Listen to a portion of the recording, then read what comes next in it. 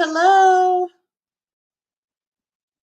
Hello, hello. Can you guys hear me? Is anyone here? What's up, y'all? Oh, hold on. I see some comments. Hey, happy Sunday, guys. Hold on, just a couple minutes late. Hold on. Let me see who's all in here. Happy Sunday. Thank y'all for joining me. Hey, guys. Welcome, welcome, welcome. Let's see. I got Desiree. Well, let me start from the top. I got Desiree in here. It's Mandy, Mel, D. What's up, y'all? Aaron's in here waiting to join us, y'all. Crystal's in here. Hello, hello. How are y'all doing? Denise, hi, Denise. Thank you all so much for showing up. How's everybody's day going? Let's see. Mel said, happy Sunday, everyone. Hey, Michelle. Just so y'all know, for those of you all who may or may not know, today I have Erin from Erin Budgets Aimlessly. I can ask her when she changed her channel name, but she is going to join us. We are going to talk about how we operate our small businesses, how we charge, things we should look for. But those of you who may not know, she's in Australia, so today is her Monday. So that's why she said good morning, happy Monday, everyone. So welcome, welcome. Thank you all for being here. Let's see, who else did I see come in? Hi, Millie. I think I saw Debt Free Dad come in here. Hey, Debt Free Dad, how's it going? Hi, Jamie. There's Amanda. Let's see. Hey, Erica. Oh, Erica, I like those new pens I saw. Erica, we got to talk. I'm gonna have to message you. I love that pen that I saw you did a video on. Let's see, there go Miss V. Hey, Miss V. How is it going? So again, you guys, I can stay on these comments saying hey to everybody, but we're gonna go ahead and get started. While everyone is coming into the comments, I want you guys to know that we're gonna be talking about knowing our self-worth when it comes to business, knowing what we're charging, if we're undercharging, if we're overcharging, what we should be charging. You know, that's a topic we don't talk about a lot. And I will tell you guys, this topic came up on my Instagram live. I forgot what we were talking about, and it just came up, and we start, talking about if we're undercharging and all of this stuff. And I was like, I had another topic planned for today, but I was like, you know what? Let's talk about this because this is something really important that we should be talking about. For those of you who have businesses, and even if you don't have a business, we should all know our self-worth when it comes to our job, our personal lives, whatever. And I was like, this is more important. 2023 is about to be here in a few months. Let's start this new year off fresh. So while you guys are coming in, I'm going to throw some questions up here. And the first question I'm going to throw up here is just, I want you guys to drop down in the comment section. Define self-worth for me. What does self-worth mean to you all? Okay. Drop it down in the comment section. Let me see what comments we get. What do you guys feel it is?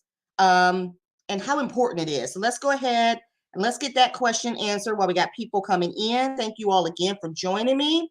Like I mentioned before, Erin will be popping in here shortly. She has a history in all of this, you guys. Oh, and while we're talking, I know that Erin is a professor, right? But why did I email her work email and it threw me off guard when she responded and it said Dr. Erin? I said, hold on a minute. It threw me off guard because I wasn't used to the doctor. I said, oh my God, Erin, we should call you Dr. Erin around here. What the world? And her reply was like, hey, Chris. And it said Dr. Erin. I said, okay.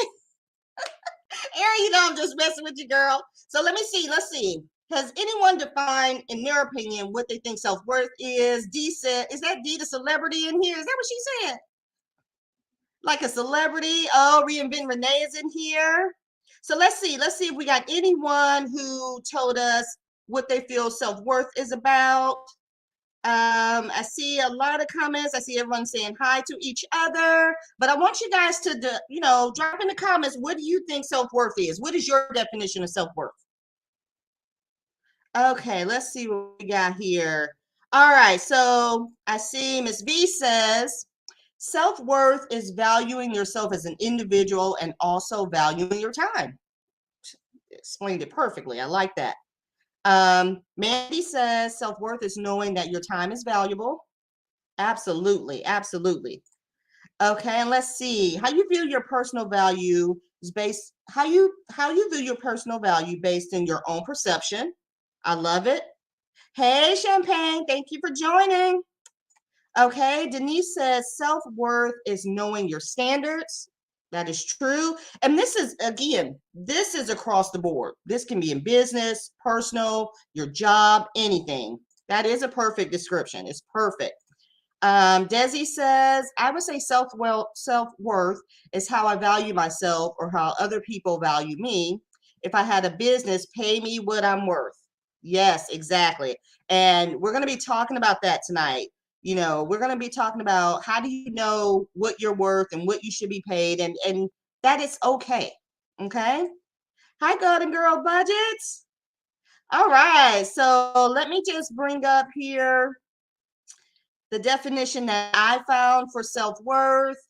And it is, and you guys all said this too, self-worth is defined as the sense of one's own value or worth as a person. So you all answered that perfectly. So my next question to you all is, why do we struggle with knowing our self-worth? Why is it, do you think, we all struggle with, and Aaron, I want you to be ready to answer this question too, because I'm going to go ahead and bring you in here shortly. Why do we struggle with it? I know a lot of people, it's scary. I've heard people say that, you know, they don't want to charge too much because they want people to be able to afford their products and things of that nature, and they want people to buy it, because sometimes we're just afraid that if we charge what we're worth and we think it's too expensive, people won't buy it. So let me know in the comments, why do you think we struggle with it? And then let me go ahead, let me go through some of these comments really quickly, and then I'm going to go ahead and bring Erin in, you guys. So hold on one second. Let me grab Erin. Let's add her in here. Hi, Erin. Good morning. Good morning to you. How are you? I am doing quite well. I am going to, speaking of self-worth, apologize for the mess that is behind me, but that's life. And hello to everybody. I've been watching all of the comments.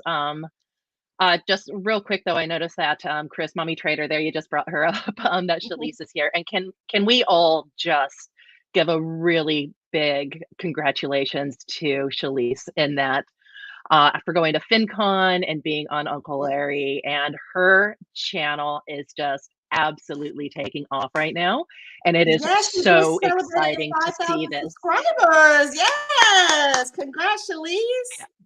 I That checked is so this morning. true. She's doing so well. I checked this morning. She's at 6,000, over Oh, is that 6,000 6,000? now. Oh, wow. Yes. So sorry to put you on the spot, Shalise, but Shalise, congratulations, because wait a minute. What went down at FinCon? You came back and your subscribers tripled. What? Give me the scoop. Let's see. Shalise and says, my self-worth is tied to anything that bursts and creates my peace, joy, and fulfillment. I love it. I love it. So, Aaron, as I go through these comments, I'm going to ask you, why do you think people struggle with, defining their self-worth? Why is it such a struggle? I think because I think one of the struggles with it is that if we set our value at one place, and if we think or see that other people are not valuing it the same way, that is then a reflection of ourselves.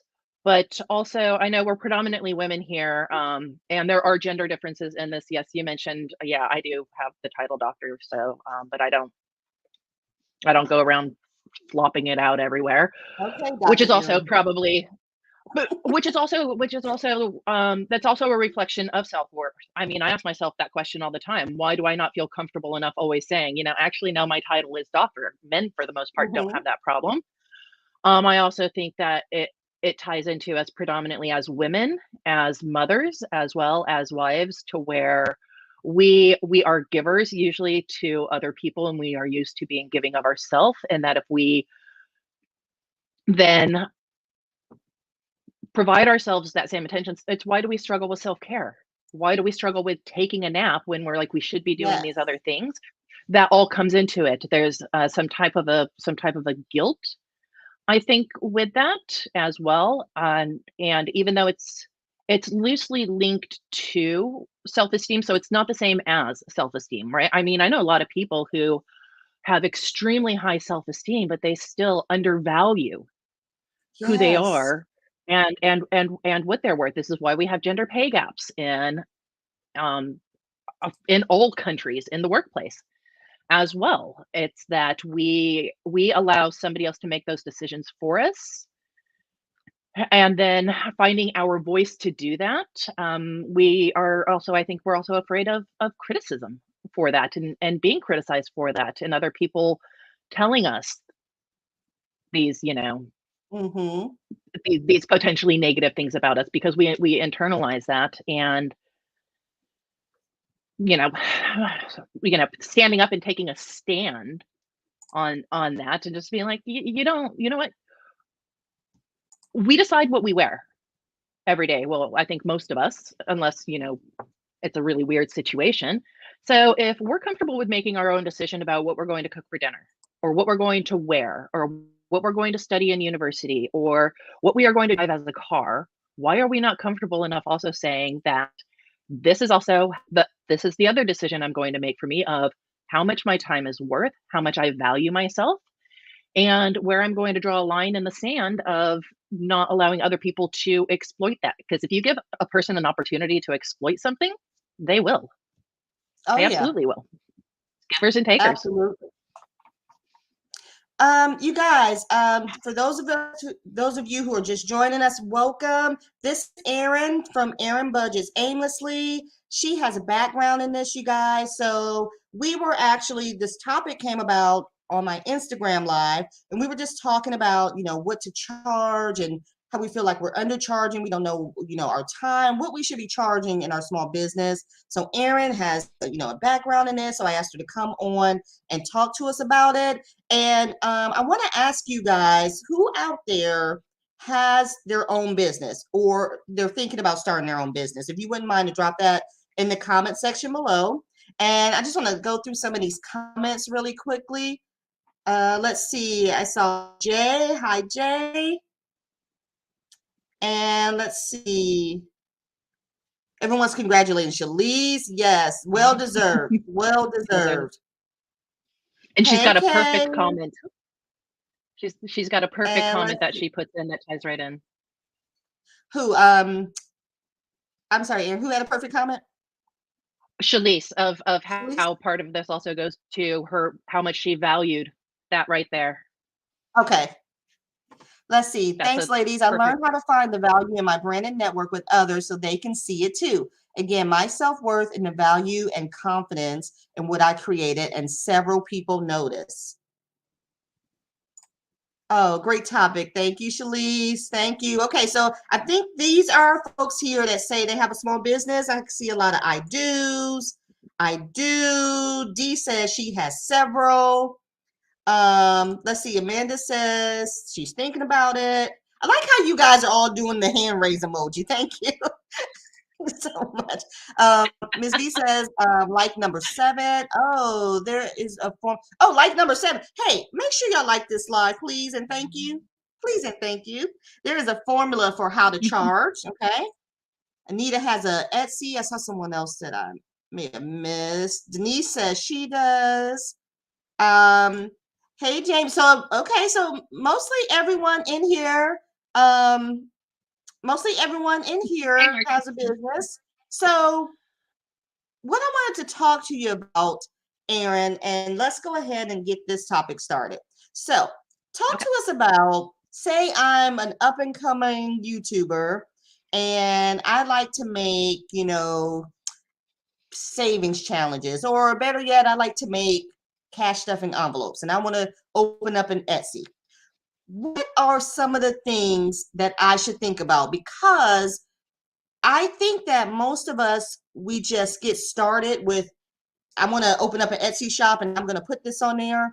But what are some of the things we should actually be thinking about before we start that business? So some of the things that I went through. So there's the obvious types of things. So what are your startup costs going to be, right? Because particularly even if you're making digitals, there are still going to be some startup costs that are involved because you have to be able to make those digitals, get the pictures of those digitals, upload those files. So even if it's not something that's physical, I think people tend to think that costs are only associated with physical items, but they go across the entire spectrum. And so I guess I'll focus more on what I think people tend to not think about. Okay. And they tend to not think about their time.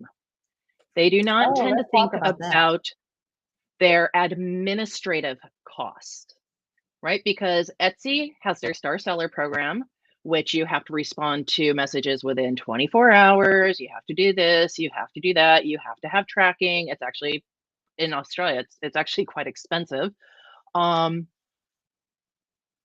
Yes, you can have the app on your phone and you will be getting notifications of you got a sale or you got this message, and then you start becoming tempted to give all of your time to that. So all of the time, so there's always a trade-off on time. If you are spending time doing one thing, you're spending time not doing something else.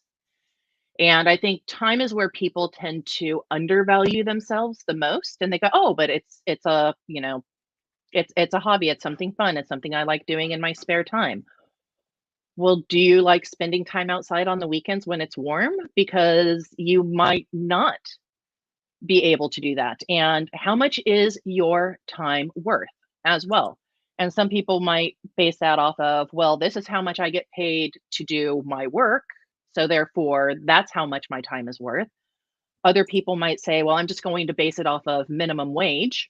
So if I spend 1 hour, I'll use the US because minimum wage is much higher here in Australia. Our minimum wage is over $21. I think in the US it's still like $7.25 or something in most Yeah, states. ridiculous. So really, really big difference of, am I going to make back in 1 hour $7.25 from this, or how long is it going to take to earn that back, particularly with I think with physical products take a lot longer. There is also a learning curve that comes in. So Hmm. things take longer when you first start doing them, and then they get easier as you go along. But figuring out, I mean, I remember even just the amount of time it took me to figure out what stupid size to have the images of the photos that I was putting up on Etsy, because I kept getting them wrong, and then they'd be too big or they'd be too small, and that took a lot of time. That was Hmm. even before taking into account physical products. And then something that I don't think that has to be taken into consideration as much in the US as it does in Australia, I have to take in conversion costs as Yeah. well, because our dollar is not on par. All of the products that I buy from overseas and have shipped, they're sold in US dollars. So my US dollar price has remained the same, but my Australian dollar price has really changed. Shipping costs have changed. All of the little things that people uh,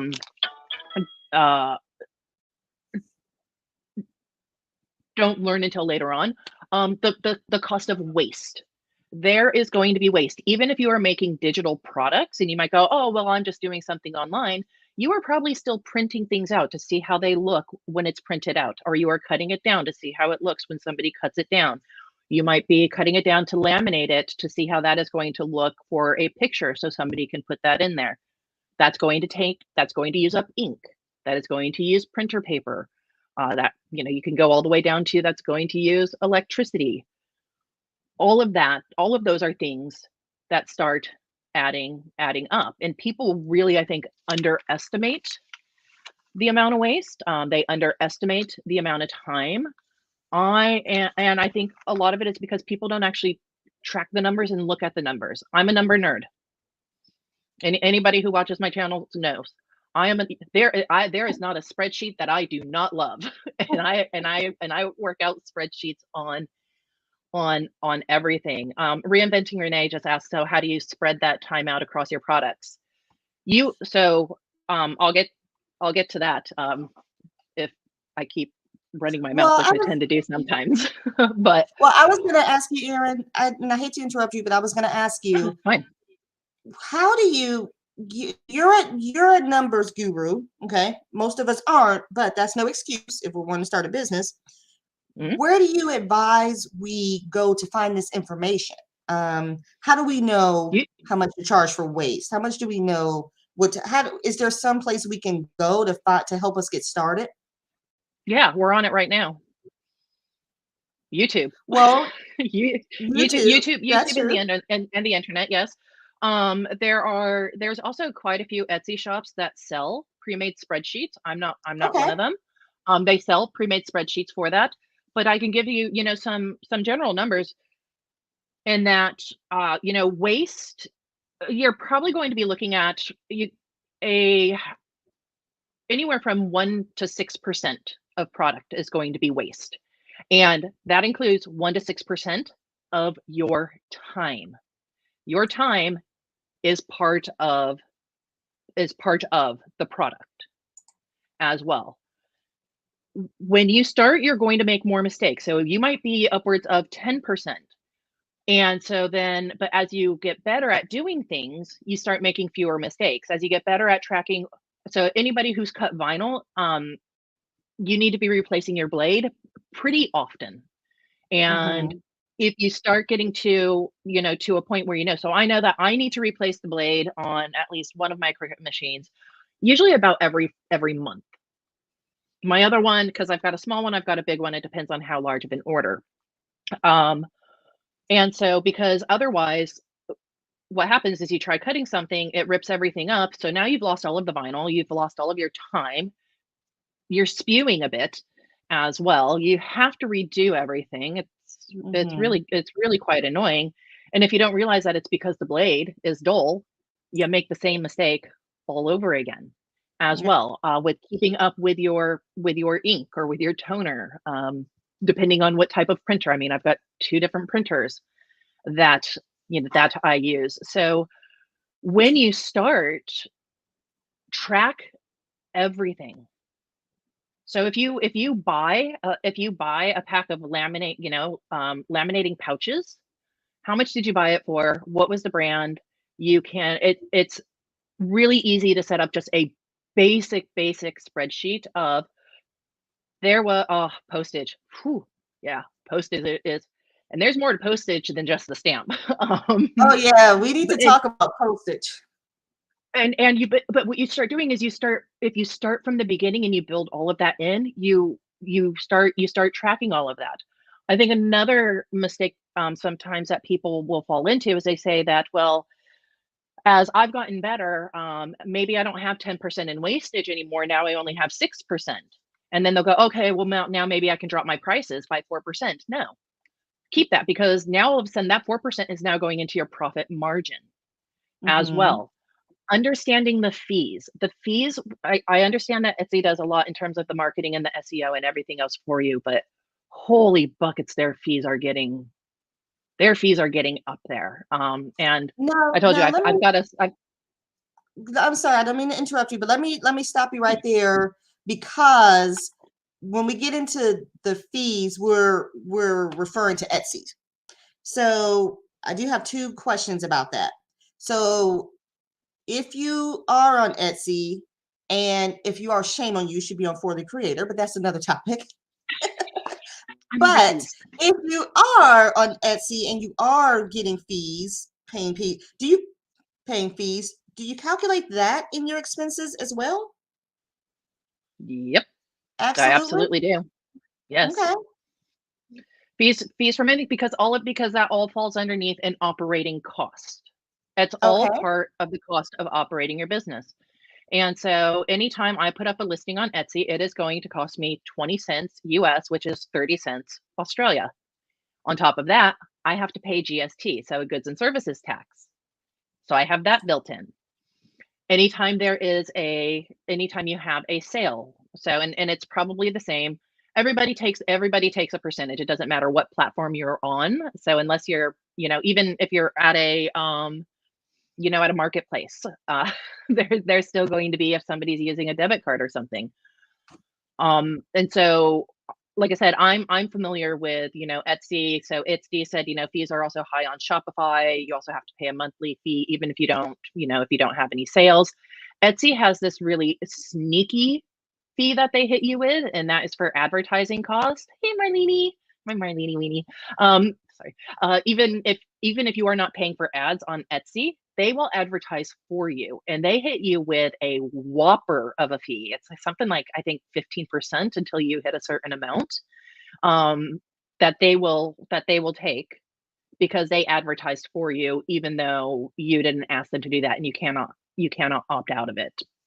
So I factor in all of the fees at all of the different conversion rates. I factor in all of the GST. I'll send you I can't do it right now. I'll send you a screenshot of what I've put one up before, but now they're even longer, of what one of my actual transactions looks like once all of the fees come in, and it's about 13 lines deep. Wow. Because it's fee, and then I have to pay GST, so goods and services tax on that fee. And then the next one, and then the next one, and then the next one. Etsy also, if people use Etsy Pay, they will also charge a fee for your shipping costs as well. So a lot of times shipping is people tend to leave out because that's an additional cost that's not going to get taxed or anything else. Etsy will actually hit you with a fee for that too. And I Wow. noticed that budget paparazzi said Etsy saves them on postage because of small town, so almost a $2 difference. I'm not sure where budget paparazzi is. I'm going to assume US. Please correct me if I'm wrong. I go directly through Australia Post because they do have a small business setup, and in the band that I'm able to be in, I save more than what I would have in Etsy. And then on top of all of that, I also factor in how much do I have to pay in tax on each and every sale as well. Everybody's tax rate is different, but I So factor that in. let me stop right there. Let me ask the group. Okay. So Erin is just dropping a lot of knowledge, and I know you guys are probably aware of this, but I want to ask you and put this in the comments down below. If you have an Etsy or if you don't have an Etsy, all of these things that she's mentioning, the waste, the postage, the fees, all of these things, are you guys calculating this in your final cost of your product? Comment down below if you guys are doing that. And then also, while we're at it, I just want to throw this up on the screen here, and I just want to find out from those of you who are out there in the chat, if you do have your own business, which one of these buckets do you fall into? 1 through 4. And let's see. Let's take this comment off. So, which bucket do you fall in when it comes to, the pricing of your products? Are you right on track? You think your prices are comparable with the market and competitors? Underrated, you're undercharging because you want people to be able to afford your products. And I want to talk about that. I want to ask your opinion about that, Erin, because someone actually said that to me. So I want to ask you how you feel about that. Clueless, not sure what is correct pricing, what you should be charging. And Erin mentioned there are a lot of templates out there that you can look at. And Erin, I'm surprised you don't sell that on your shop. That would be something that would be good on your shop that we would all need if you had that out there. Just throwing that out there. And then finally, just need help. You're just starting out and you don't know where to begin. So comment down below where you fall, 1 through 4. Let us know. And then I just want to ask Erin, because I hear a lot of the time, and I think when we were on my live on Instagram, that this was a common thing that was said, was that, you don't want to overcharge because you want people to buy your product. So you feel like if you don't charge what it should be, there won't be people that will buy it. There's so many people that's selling the same thing. What's your opinion on that? I think in terms of the psychology of pricing. So yes, you can sell things at lower amounts, just like people do on eBay and such like that. The risk that you run is that, so if you are selling physical products and you have gone at a lower price than everybody else, one, have you looked at the numbers to see if you're actually making any profit? And then, so are you doing this as a hobby? Are you doing this to make a little bit of money? Are you doing this to not get any sleep? Because the trade-off is that if you sell a lot of those items at a low price, you might not be sleeping for 7 days. And I think one person who is a really good example she's done extremely well and having like, even if you look at her prices, sometimes you go, wow, how is she getting away with charging that much? And that's Jasmine at Baddies and Budgets. She does not undervalue anything of hers, because the other thing is that you can always have a higher price, and then if you're not getting any traction, you can always have a sale. But it's really hard to start at a low price and then start increasing your price afterwards. There's also, I think there is a psychology that comes with value and price as well. So no matter how great of a product you are making, if you have it at an undervalued price, you put yourself at the risk of people saying that it is lower quality because it was lower cost. But again, it's going to come down to your motivation. And again, if you look at the numbers, and if you see the numbers, I get accusations from people in the US of having ridiculously low prices all the time, and I'm going, no, my prices are in Australian dollar. You guys just happen to get a really good discount because you've got a stronger dollar right now. There is a way to change the pricing in Etsy now for basing it by country and such. I personally just cannot. I can't be bothered with going through and doing all of that. You also have to think in terms of what is a sunk cost as well. This was one of the things that came up in your chat about not making a large amount of product at the same time. You want to kind of seed the market. Digitals, make a digital, put it up, list it at 999 in quantity, let it auto renew, do your SEO, search and all of that, and just, and just let that go. But if you are doing something such as trackers, I could try. I'm really not good at videos like that. I sound too teacher-ish, kind of like I do right now. I wonder why. I know that's why I try to do this to not sound so teacherish, but I get that. Yeah, I get that comment a lot. But also there is a sunk cost. So once you pay a cost for something, it's, that's it. So once you pay the cost for a laminator, Ellen, if the number of times, the trial and error with laminators and jamming, I don't care how much they say that they're an anti-jam laminator, they jam, and what laminating pouches are going to, work best. So I guess that would almost fall into a research and development area. But if you kind of seed the market, so if you make something, only make a handful of each, list them up, see how quickly they sell. If they sell like super quick, and also seeing where are your sales coming from, because that's another analytic that you can look at. And it's in Etsy. I'm sure that it's probably in others. It tells you where your traffic is being driven from. And this is why I say you have to, you do have to look at the numbers. How much is actually coming from Etsy? How much is coming from your social? So it will say, from outside, from social media, which means from your YouTube and such like that. That's also going to give you an idea. But I think if a lot of people were to actually look at the numbers and say, okay, even for a digital product, so for a digital product, I'm going to list it for $2. Out of that $2, 20 cents automatically, that's the listing price. Now you're down to $1.80. And then out of that, you automatically have a 25-cent transaction fee. And again, this is just on Etsy. So now you're down to $1.55. plus they're going to take an additional 3%, and they take the additional 3% off of the original price, not the price before fees were taken out. They're sneaky like that. So now you've just lost another 6 cents, right? Because it was $2 product, 3% on each of those. So now you're down under $1.50. If they used Etsy Pay, there's going to be another transaction fee that goes for that. I think that one is 6%. Oh, good Lord. There's a lot. So really quickly now you're down to $1. Maybe $1.25 from a $2 digital.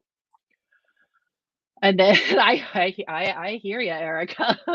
You can say it louder for the people in the back. It is, but once you get into it, you get sucked into it as well. It's hard. It is hard to, it is hard to leave. But so now, you're looking at maybe $1.25. And then you have to think about, okay, what are the taxes going to be on this? I'm in a high tax bracket. I am so thankful for my tax agent. But so I set aside 40% for taxes. So for every dollar I have to set aside 40 cents. So that would take me down to, now I'm at about 70 cents. Okay, now, what did I use? Marking that, or Erin, are you marking that up just to cover, or is that's exact what you think it will be in taxes? So you No, just I'm sorry, go ahead. No, I know exactly how much I have to pay in taxes. Okay. I know exactly how much my agent told me to set aside in taxes. And if you know what, like this year, I didn't have to use what I had set aside for taxes. Again, my tax agent, he is worth his weight in gold. But I would rather put that money aside, get a little bit of extra interest in it while it's in the bank, than all of a sudden have to come up with that. Because I mean, I have no problem saying this. I did about $42,000 in sales before fees and shipping and everything else. Well, after fees, but before shipping, on Etsy last year in 9 months. Wow. Wait, yeah, did you just say you did 42,000? 42,000. Wow. After Etsy fees. That's awesome. Shipping. No, it was not. It was horrible. It was horrible? Not what I started. It was not what my intention was. It was too much. It was overwhelming. My husband and I mean, I know it sounds strange, but because this also goes back to valuing your time. So as you mentioned, I am a professor. Part of my job as a professor is I have to do research. With doing my research, I get publications. From those publications, they give me research funds so that I can do more research. I was spending more time trying to get out orders for Etsy's than I was getting my research done. And I'll be, and again, I'm pretty transparent in things. I'm at a top tier university, and for a top tier publication, say in an A-star journal, so anything like that, our research fund bonus is $25,000. That $25,000 in research funds buys me a research assistant, basically for at least part-time for a year, if not for a semester. That's going to turn out more publications. Because I was not able to focus on that, my performance at work technically was starting to slip, because I wasn't meeting that. So I had to start thinking, what is more valuable in terms of my time, of having kind of this on the side, or doing the things that are going to make my life easier at work and take pressure off of me. And that's where I had to start finding the balance. And my husband and I had a discussion about that, from the very beginning, of if it gets to a point to where it is taking up more of your time than it is providing value, you need to start rethinking how you have things structured for it. And that's and then also, you can't be afraid to raise your prices as Etsy increases their fees. So Etsy just increased their fees a few months ago, back in April. I think it was like a 20% or like a 15 or a 16% increase in fees. And if they increase your fees, you have to increase your prices. It's no different than going to, than going to the grocery store. If if with inflation, they are changing their prices as well, and you cannot feel bad about that Mhm. as well. There's other ways to where you can always run sales. So I probably now have my prices higher than most of my competitors. It keeps my sales at a manageable level. If I have additional time, I run a sale. And then when I don't have additional time, I don't run a sale. So that Right. that helps me. That helps me to balance. But again, that it for me, that is my that is, that is just my affair. That's my thing on the side. It's almost summer. I wanna be at the beach. I wanna be out wheeling. I don't wanna be making final labels. That's what my that's I wanna be able to handle it all on certain days, and I think that that's the other thing that a lot of people, in terms of valuing your time, and this was a mistake that I had made, and, I was always trying to have a 0 order inbox. Hmm. So if an order came in, I wanted to make it right away, get Right. it out Figure right it out. away, all of that. But you know how much of a waste of my time that was? Why? Because in 1 hour, I could either spend, a portion of an hour getting 1 order done, or I could spend an entire hour getting 3 or 4 orders done. And getting multiple orders done in the same amount of time, much better use of my time. And so I started, and this idea I got from after watching, oh gosh, I just forgot her name, but At the Bell's Budget. And then I think Katie with 2 eyes, she did this as well of, these are the days that these are the days and the times that I work on orders. These are the days that I ship. I'm not driving to the post office every single day. And so so changing up when what my processing time and what my delivery times are as well. And so not having it that I'm going to have this to you in 1 to 3 business days. No. I did that Yeah. at first, and again, running myself ragged, and I just basically had to say, but it didn't have a negative impact on that as well. Well, And I that's why I say I wanna, think there's I a wanna, psychology to it. yeah, and I wanna switch it. I wanna switch it up a little bit. And you guys that are here, thank you guys so much for joining me. If you have not hit that like button yet, please make sure that you hit the like button. I appreciate you guys being here with Erin and I. We're having a good conversation about having your own business, knowing your worth. And you guys stick around. We're going to do some giveaways at the end of the live. So make sure you stick around for that. But I want to switch it up a little bit. Okay. Because this is what I want to talk about. You guys, I want you to drop in the comments how you feel about this. This is one of my biggest pet peeves, and I don't want anyone who's like this, I don't want to take it the wrong way. But here's one of my biggest pet peeves. We all want to start a side business, right? And we all want to grow, and we all want to do something other than what we're doing because hopefully and ultimately we want to take what we're doing to the next level. So many times I see people start their business and then they're not prepared for what may come next, whether that's growth, whether that's a lot of sales, it's a lot of business. So then I see people shut off. I'm not doing Mhm. deliveries this day. I close my shop. I'm doing this. How do we prepare for this thing that we want? Because ultimately we want these things. We promote, make sure you buy this. I have a shop. But then when it gets big, it seems no one is prepared for that. Not no one. Some people handle it very well. Like you said, Baddies in Budget, she handles it very well. She's a great example Mhm. of it. What is your advice to that, Erin? Because I see that a lot of times when people will just shut down and close shop and take some time off. How do we prepare for growth? I think again, it's one of those things that careful what you wish for. Mhm. Sometimes the greatest gifts are unanswered prayers, but you do have to think of, how do I scale up from this, and do I have everything in place in the event that that were to happen? And I think that that has to start from the beginning, and you have to have a really good understanding of what those, um yeah, they'll walk in and out, what those,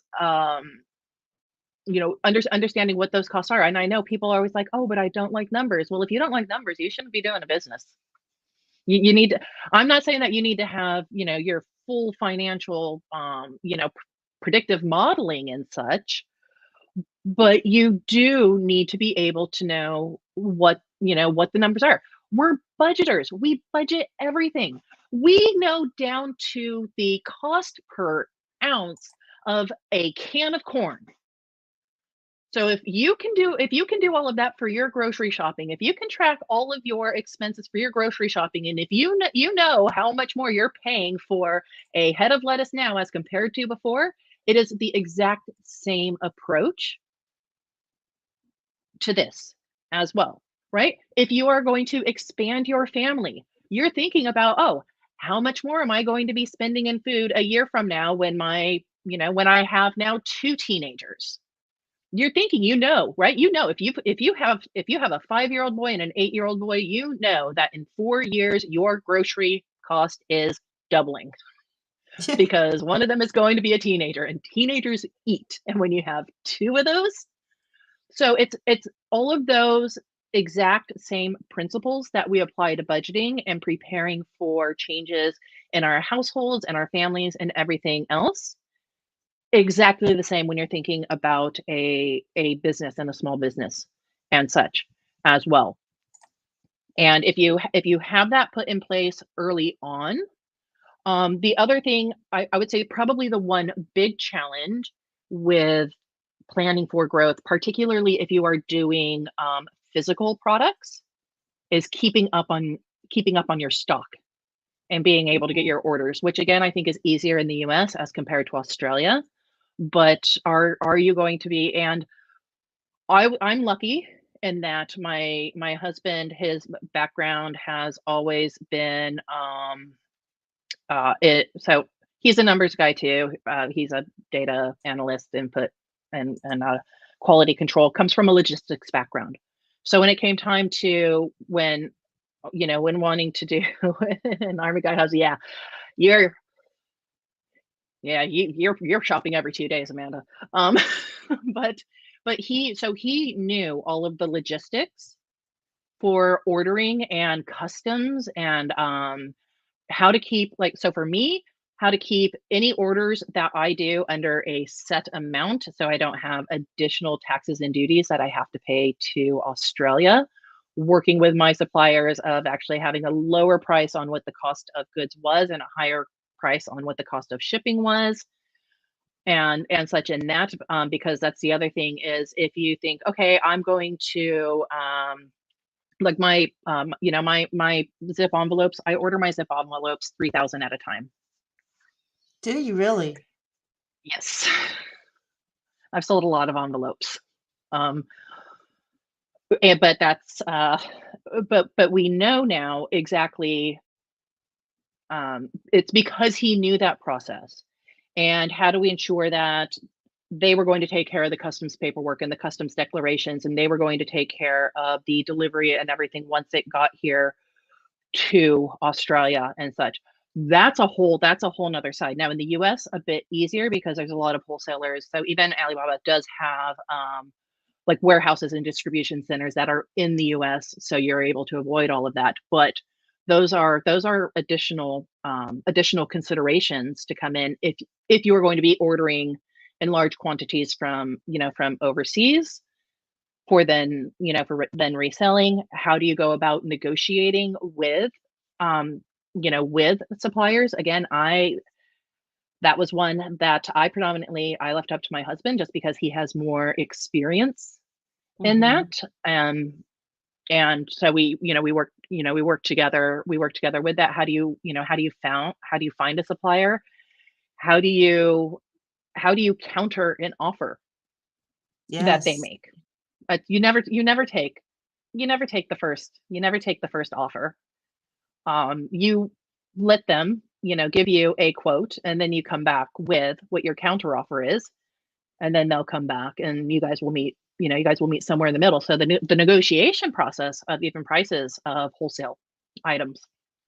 Um, and then do you have any lines in the sand in terms of like sustainability as well? I try to be as earth conscious and sustainable as possible, but when it comes to shipping materials, it's really hard to use eco bags and fully recycled materials and everything like that because, and again, that increases the cost. And also, people in Australia, I think, are more understanding. They know what shipping costs are. They know that it's ridiculously high here. That's just we have three price. We basically have set prices for everything. There's no the cheapest way to send anything with tracking is $3.50, and I think that's just gone up to $3.75. That's the cheapest you can send something with tracking. The cheapest you can send a package is now $9.75. And that's just the Wow. shipping. That's just the shipping cost, for the label, unless you start getting a discount. And so then also understanding where are you going to wrap things up and package them nicely? That takes additional time.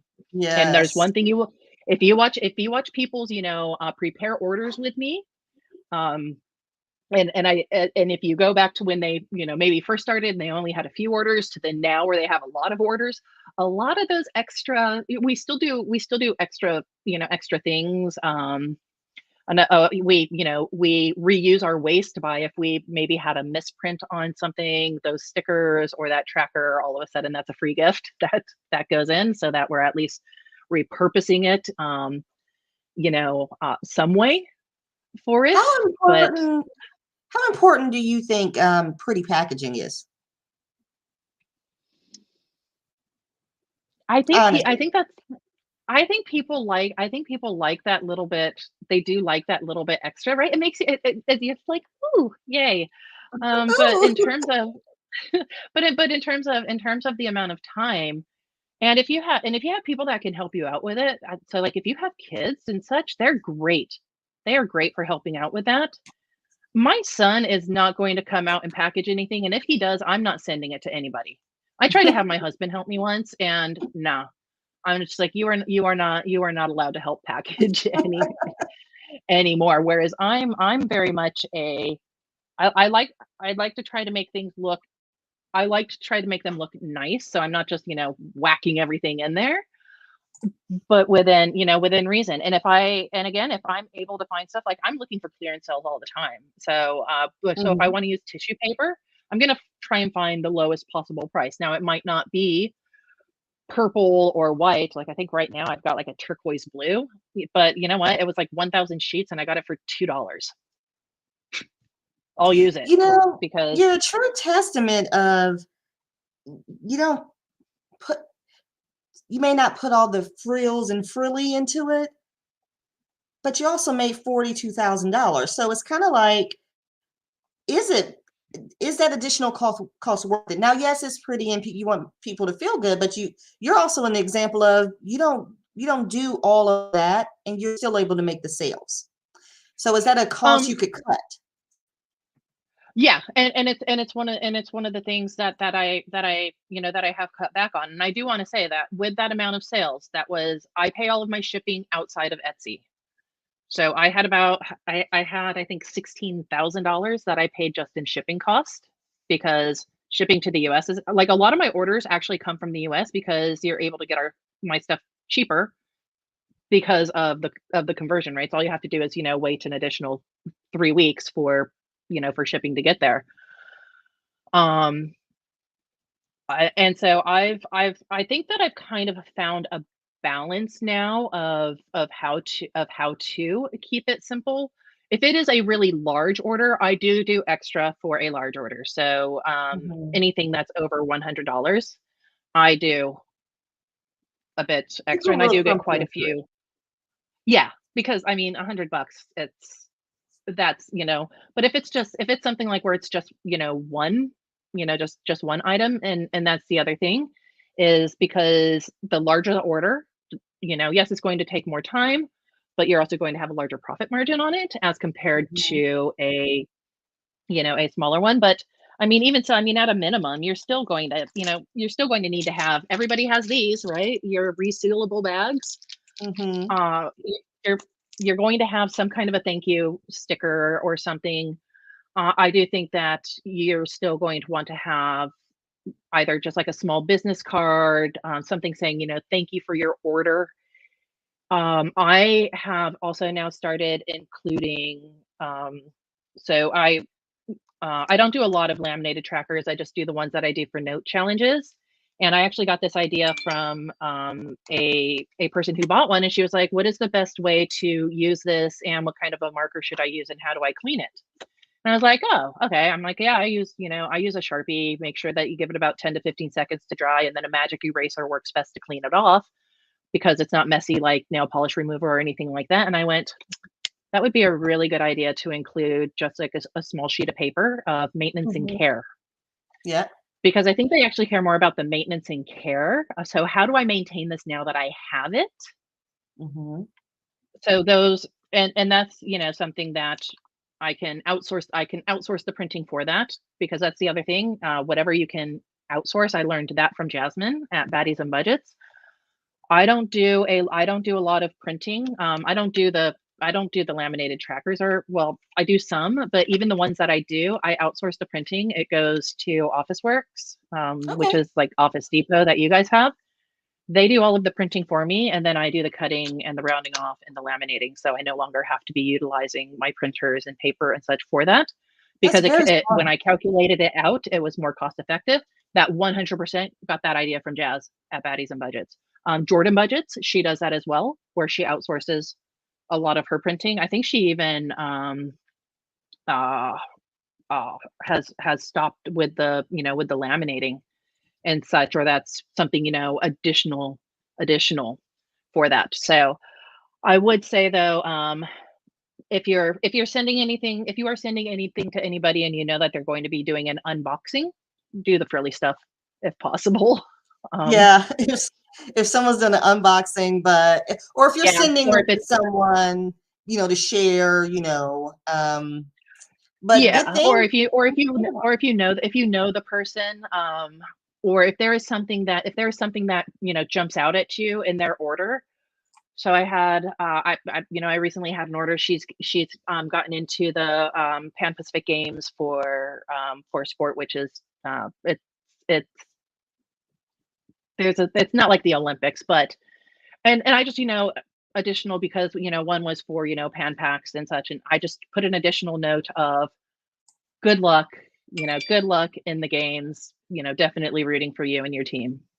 Like those little things, I think are more important than Yes. than an extra bow. So if you see something in there that resonates with you, that is personalized, I think they care more about something personalized from you. And also those are the things that make it into pictures that people put up and that they share on their Mhm. socials, or that they post as a review. And then you can I don't do it, but you can still, snag that review, and then you can even post that up as a social for it, or even taking pictures of it.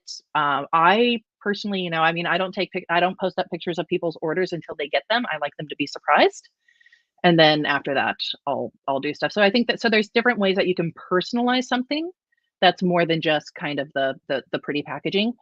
And an additional handwritten note. Yeah. You Goes a can't long beat way. that. Now, let me ask you Yeah. something, because I know we've been on here for an hour now. And guys, those who are in here, we are going to do the giveaway soon, but I want to get Erin's opinion on this because someone asked me to ask this question earlier. What are your thoughts on how to market your products? So, say I start a brand new shop, want to get out there, want people to recognize that I'm selling these products. Do you have any tips on the best ways to market your new product and make yourself known? Nope, I have absolutely no clue whatsoever. I started an Etsy shop, I made an Instagram page, and I mentioned it on my YouTube channel, and that was it So you for the most part. so you made an Instagram I'm page. clueless.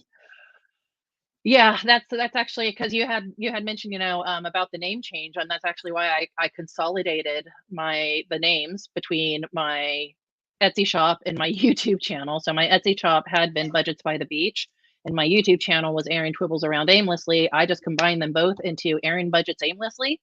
I Mm-hmm. changed the name of my Etsy shop, changed the name of my YouTube channel, changed the name of my Instagram. I just put it all in one place. But yeah, the marketing, like some things that I have seen that, I mean, I can only say, what I've seen that has worked for other people, but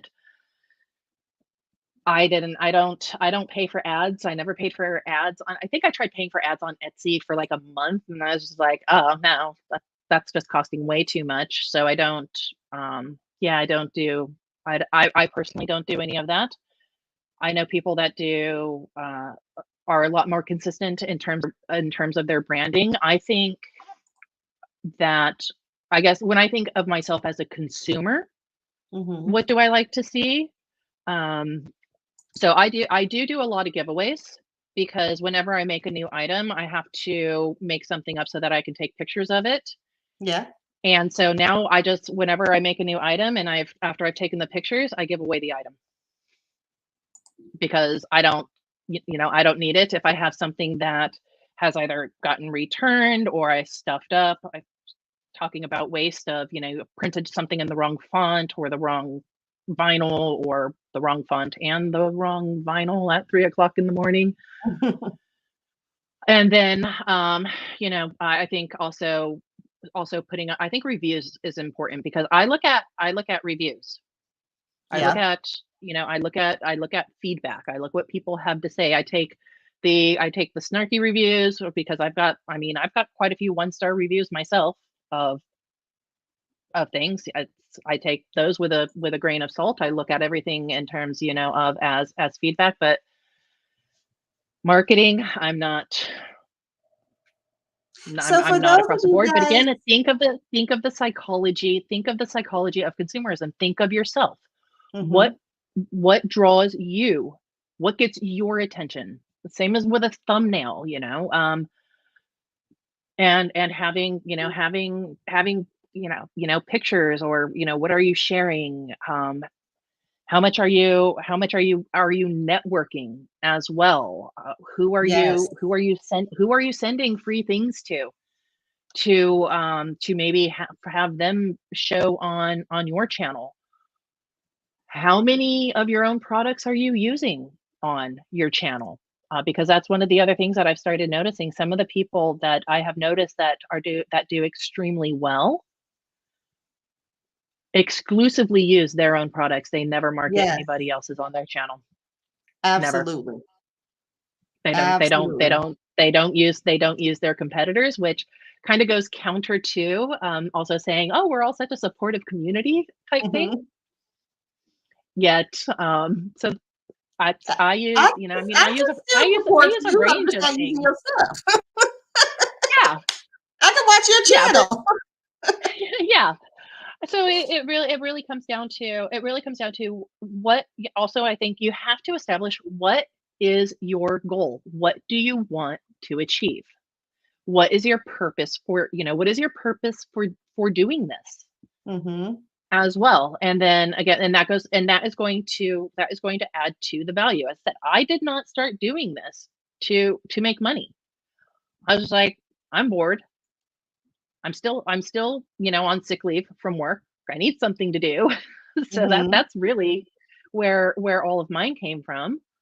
Um, profit was never, that was just not something that was ever really on my Radar. radar Yeah. for that, which is why, like spreadsheets and such, I don't sell them. But if anybody ever wants one, I mean, and I tell people, I'm like, if you want a copy, contact me. I'll give you a copy. y- I just don't. I hear I you.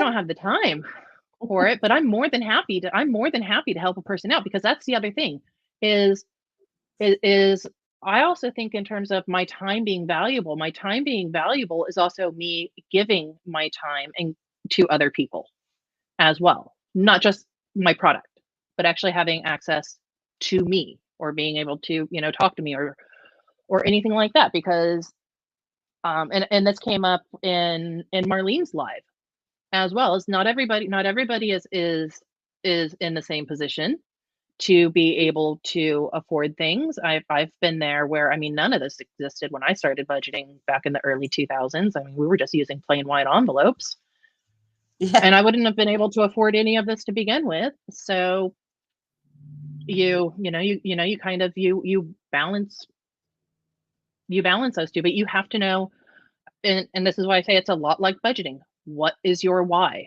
Why are you doing this? What is your purpose of what are you trying Your to end what are goal. you trying to achieve, and what do you want your lasting your lasting impression to be? And those can change over time Mm-hmm. as well, just like a budget does. So that's why I say, treat it like a budget, the same way that you do a budget. All right, you guys. Well, you heard it here from Erin. She just has such great advice. I just so appreciate you being here. So we're going to go ahead and we're going to do the giveaway now. So we have two different giveaways for you guys that are on there. We have the first giveaway is going to be a consultation with Erin, and she can kind of talk you through how to build your spreadsheet and how to set up your pricing, how to get started, what you should charge for, what's waste, and all of those things. So if you guys wouldn't mind, let's go ahead and let's do that first giveaway, and just go ahead and put, let's go ahead and put hashtag Erin in the comments for that giveaway. That'll be giveaway number one. And we're going to do hashtag Erin for this one. Hold on, let me see. There we go. First giveaway, hashtag Erin. So I'll give you guys a few seconds to go ahead and drop those in the comments. Now, Erin, you said you're off today? Yeah. So because I had to drop down my hours. I work starting this year. I work 4 days out of the week, but then I also, because I've had to take so much sick leave, I have excessive recreation leave. So I have Mondays off and I have Fridays off Oh, nice. Oh my for gosh, the that's rest of my the dream. year. That is my Well, dream. yeah. The trade-off is that you have to have additional sick leave because you've got a terminal illness. So it's careful. That's why I say it's careful what you wish for and how you get it. Exactly. Um, yeah, All but it would right. be So it let would me get be here in a the Zoom. comments. Let's Yeah, see, it where did would I be a go? Zoom Here they are. consultation, and all of that. Yeah, I was going to say, explain to us a little bit about it while everyone's dropping their comments in. Yeah, so it would be probably about a 1 hour or, more Zoom consultation, because that would allow for getting a screen shared, getting a spreadsheet set up. I would probably send some questions early on of, what are some of the types of products that you are either looking at doing or you are currently doing. You'd have some homework in terms of, looking at research into what your prices are for things. So how much is a ream of printer paper? How much is a pack of, laminating sheets or anything like that? And then afterwards, it would just be a matter of setting up the spreadsheet, setting up formulas, talking through things, knowing how to use it and all of that. All right. I'm sorry. I don't mean to make brains hurt. Oh my god. See, that's what my students tell me all the time I don't too. know. Amanda, are you talking about, what is she talking about? Because we gotta figure out what Amanda's referring to. Probably All just right, all of so the information. she said it's too much to think about. All right, so it looks like we got some hashtag Erin's in here. So I'm gonna go ahead. You guys got about 10 more seconds while I get this set up. Let me go ahead and pull up the giveaway tool. So bear with me 1 second. You still got a few minutes. Let me go ahead and share it. And you guys can keep dropping them in there. Oh, well, also while you're doing that, I'd also want to point out that even if you don't have a shop, if you know somebody that does, or you see somebody in the budgeting community that does, even if you maybe are not able to purchase anything from them, at least go and give their shop a favorite, like give it a heart, their products as well, because the more because that is picked up by the algorithm in Etsy. So the more visits that they get, the more likes or hearts or favorites of items that they that people get on those, that actually helps to increase their chances of showing up in the rankings. So even if it's not converting to sales, it is still getting because it's similar to a click-through rate in YouTube, of that you saw maybe this advertisement for that, and then all of all of these as well. Just so anytime if you see somebody that has come up, if they show up in your updates, just give a heart, a like, a favorite, and such. Or if they Yeah. post up a new product, share it on your socials and such as well, just like we do with videos. I miss a lot of them because I'm asleep when everybody's videos come out. But those are also other ways that you can help to That you can show support support. those individuals. Yeah. All right, so let's go ahead and do this first drawing. I think we got everyone in here. You ready, Erin? I'm going to hit draw. Can you see my screen? Yes. Hey, Erin, can you see my screen? Yes, I can see your screen. There's 16 entries. Okay. You spelled my name right. All right, here we go. Good luck, guys. And let's see who's our winner. All right, who's the lucky one? And it is... Oh, it's Jerry! Congratulations. Congratulations. So let me write this down, and then I'm writing it down too. Aaron, I can send it to you. You writing it down too? I'm looking right at it. All right. I'm writing it down, yes. We're going to get ready. You writing it down? Okay, yes. So let's get ready, and let's do our second giveaway. And our second giveaway is going to be Aaron. Do I get to get in on this second giveaway too, Aaron? Do I Absolutely. get to choose too? Okay. Yes. Look at me trying to get myself in there too. The second giveaway is Aaron's going to allow the winner to pick something from her shop, whatever you guys want. So let's go ahead for that giveaway. Let's do hashtag Aussie. How about that? And that will be for up to probably about $50, 50 US dollars. So which would be about 75, 80 Australian dollars.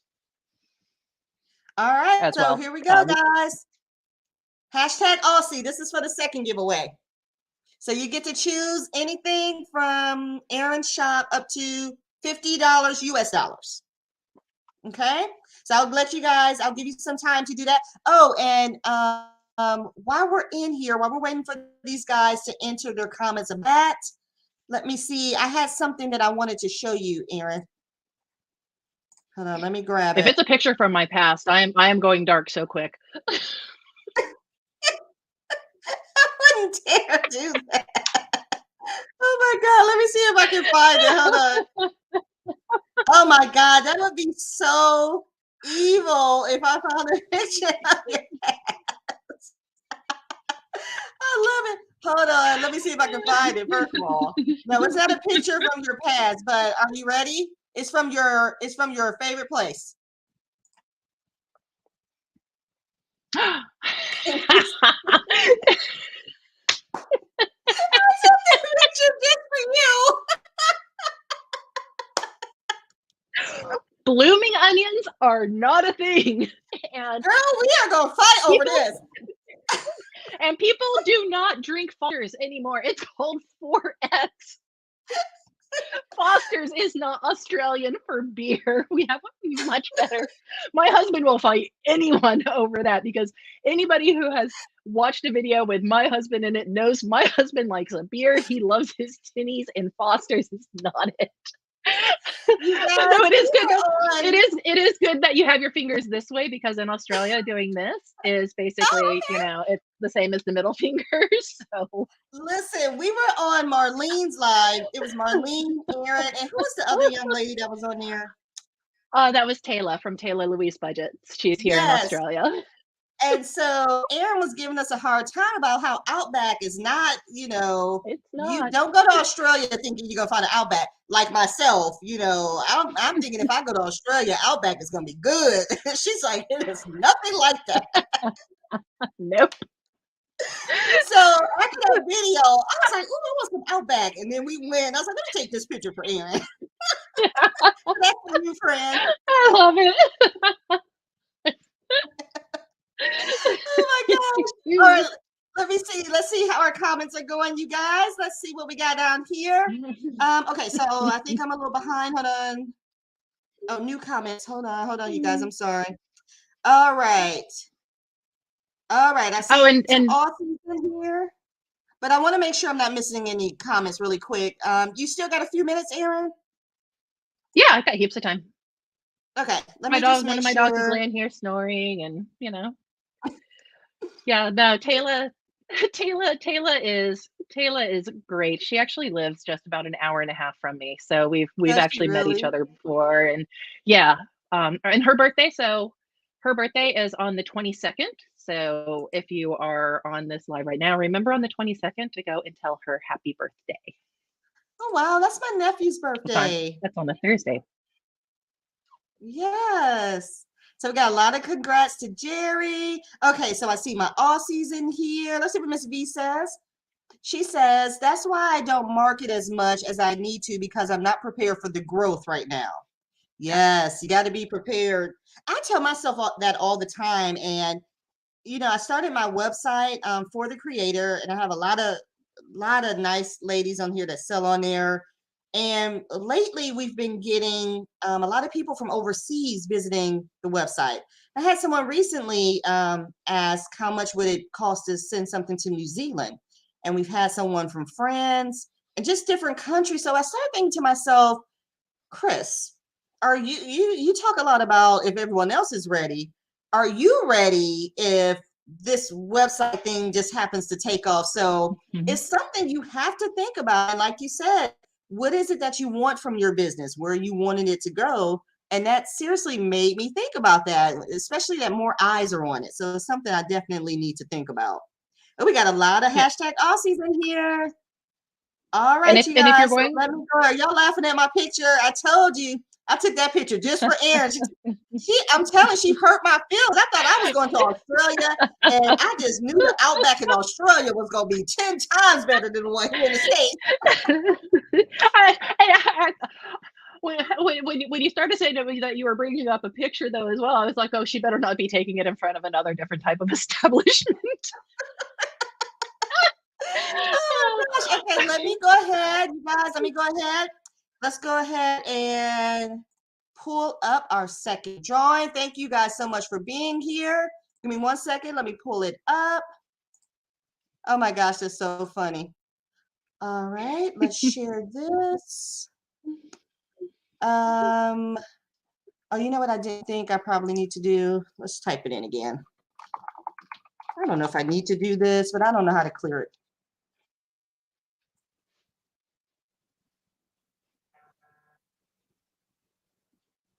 Bear with me, folks.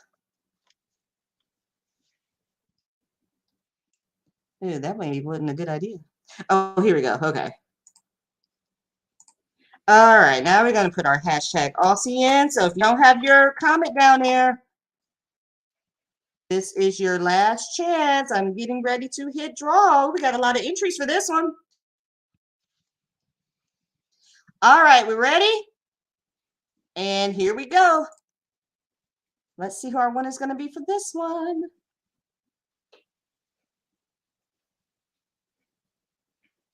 Anita, congratulations. This thing is such a tease because it lands on that last picture and you think that's going to be the person and it's the next one. So congratulations, Anita. Right. So you got that Congratulations, name too, Anita. Erin? Yep, I got it. So yeah. So if Oh, if so sweet. so yeah, just shoot me Say it again, a message. Oh, just for both. So just for Jerry at One Frugal Introvert, and then also for Anita Budgets, just shoot me a DM on Instagram because I actually check those more than I do emails that's associated with my shop and such. That's the easiest way to get in contact, and then we'll make arrangements and such from there. But congratulations.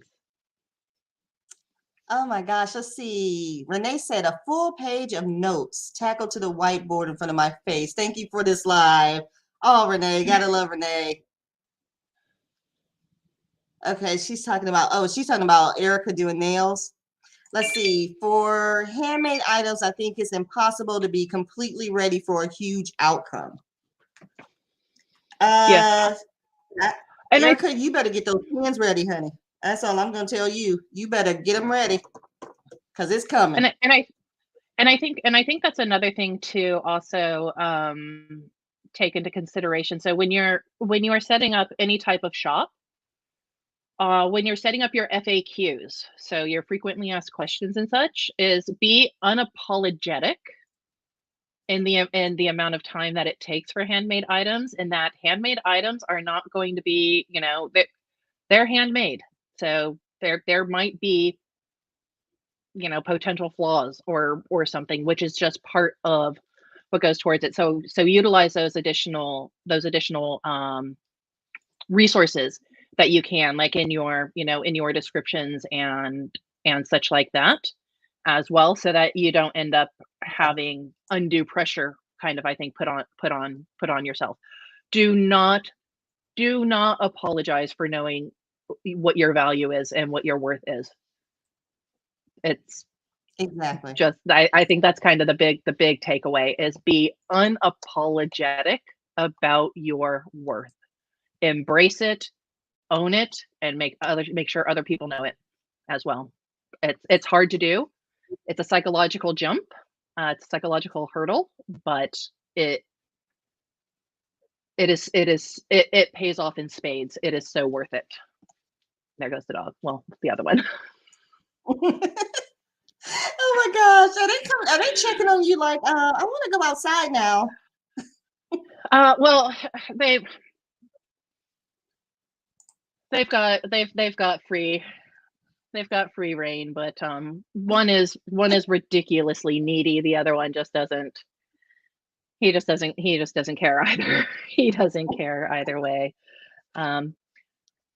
So and then I'm just trying to think if I had any other dot points and such. But yeah, if I ever get around to making a video around how to set up a spreadsheet or something, I don't know, I'll maybe I'll get around to it. But I don't know. We'll see we'll see what Jerry thinks with her consult, and go from there. Yeah, we'll have Jerry report back to us, and if Jerry says, okay, Erin should do it, then we're gonna pressure you to do it. Oh yeah. Gosh. Well, this is fun.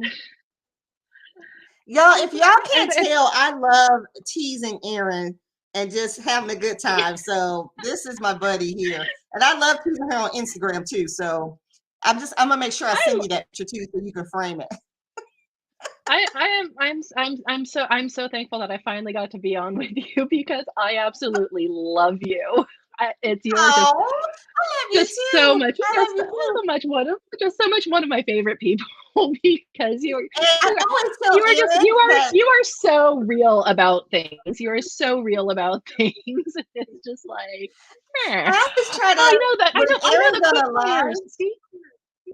When Erin's on a live with other people, I always, she's always serious. So I'm always like sending her little messages trying to get her to crack. So I can see if she'll crack while she's up there talking serious.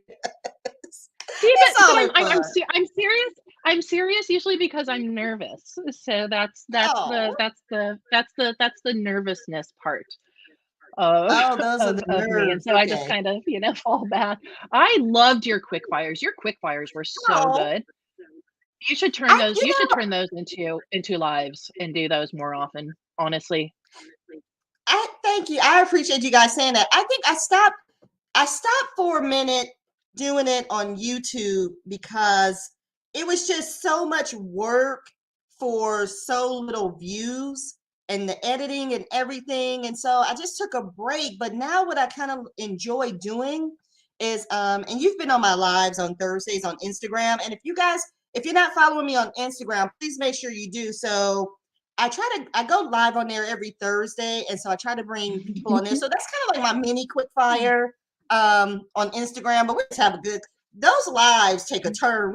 They start off, professional, and then they just take a turn and we just have a great time. So make sure you guys, make sure you're following me on Instagram. If anyone ever wants to join me, talk about their products or just anything, just talk about anything.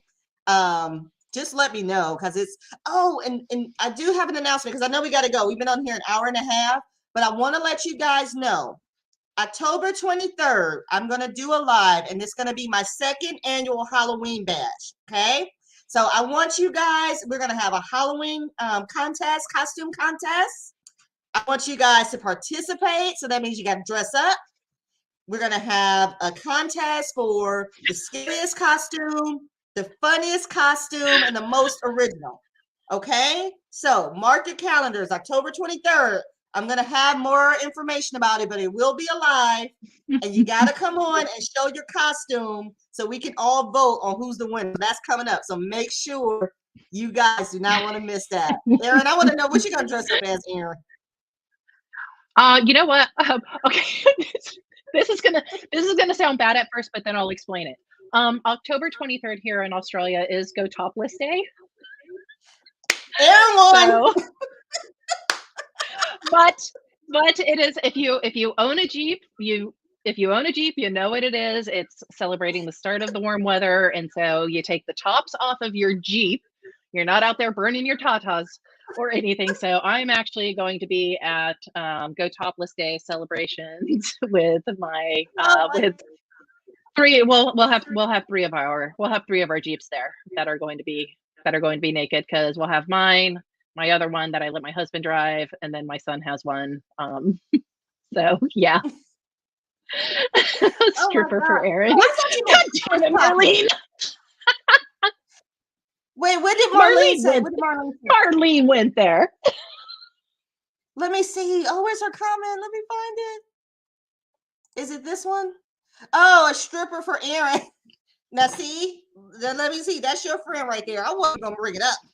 I know. I found out that little nugget of information, and I just kept it in my pocket until the right time. Wait, okay, so, you know what? Miss Marlene brought it up. I'm transparent about things. It's I just I don't hold back because it's that's all part of who I am. And Wait, I love who I am and I love every single part of me. Well, you know what? You are the true definition. First of all, we didn't see that one coming. But you are the true definition of someone who actually paid their way through school. Let me tell you something. I respect and admire strippers very much. For anyone to have to do anything like that, they're at the top of my list. I love them to death. So my costume every year is my I hate candy corn shirt. Okay, we're gonna see. You got to make it original though, Amanda. Auntie on the budget said, yes, that's going to be fun. I'm telling you, we're going to have a Halloween. One thing about me, I love Halloween. And we're going to have a time. We are going to have a time. Erin's going to come dressed as a stripper. Amanda's going to have her candy corn shirt. It's just going to be a party. It's going to be a party. All right, well, let me see. Before we get out of here, let's see. Renee says, stripper tip savings challenge in my shop. Coming up. Oh, Renee, you should make a stripper scratch off, please. Every little scratch off is something about a stripper. I don't know. You can have your poles. You can have your stilettos. You have all the stuff. You can have a one shoulder.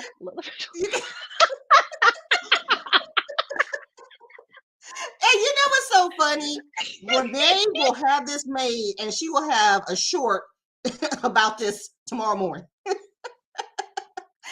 my gosh! So thank you again so much, Erin. This was so much fun. Thank you guys so much for joining. Like I said, if you guys aren't following me on Instagram, please make sure you do. I'll be live on there this Thursday. If anyone wants to join me, just reach out, let me know.